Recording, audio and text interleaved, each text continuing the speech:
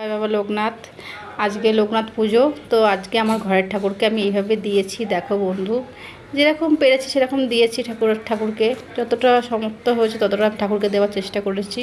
তো লোকনাথ বাবাকে আমি ওপরে বসিয়েছি, নিচে নামাইনি, কেন আমাদের প্রতিষ্ঠাটা লোকনাথ বাবা। আগে আমার যখন বাবা থাকতেন তখন প্রচুর বড় ধুমধাম করে লোকনাথ পুজো হতেন। এই ঠাকুরটাকেই করতেন, এই ঠাকুরটাকেই মানে প্রতিষ্ঠা করা আমার ঠাকুর। এই ঠাকুরটা খুব সুন্দর। দেখো তোমাদের কাছে নিয়ে দেখাচ্ছি, এই দেখো। তো ওপর থেকে নিচে নামাইনি, ঠাকুরটাকে ওপরেই রেখেছি। আর ঠাকুরের যত মানে ফল টল নিচে কেটে দিয়েছি, যত ওপরটা সেরকম জায়গা নেই, তাও ওপরে দিয়েছি। ঠাকুরকে একটু প্রসাদ দিয়েছি। আর বাবার লোকনাথকে এইখানে দিয়েছি আমি, এখানে ঠাকুরের আমি প্রসাদ দিয়েছি সব কিছু করে।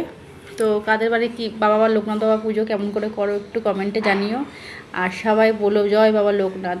বাবা লোকনাথ সত্যিই আছে। বাবা লোকনাথকে তুমি যখনই ডাকবে, রনে বনে জলে জঙ্গলে যখনই ডাকবে, বাবা ঠিক সাড়া দেবে। তো আমার ভিডিওটা যদি ভালো লেগে থাকে অবশ্যই লাইক কমেন্ট করো। আর কমেন্টে লিখে দিয়ে যে জয় বাবা লোকনাথ। আর এই বাবাকে সবসময় তোমরা ডেকো, আপদ বিপদের সময় সবসময় পাশে থাকবে। আমি এই বাবাকে খুব মানি, আর এই বাবা আমার সত্যি ডাকে সাড়া দেয়। বাবা আছে, যেটা বলে গেছে সেটা উনি করেন, যে রনে বনে জলে জঙ্গলে যখনই তুমি বিপদে পড়বে আমাকে স্মরণ করবে, আমি নিশ্চয়ই তোমাদেরকে ওখান থেকে উদ্ধার করব। আর আমি সেটা মানি। আর আমি কোনো সময় কোনো বিপদ আপদে পড়লে আমি আমার বাবাকে ডাকি, আমার লোকনাথ বাবাকে ডাকি।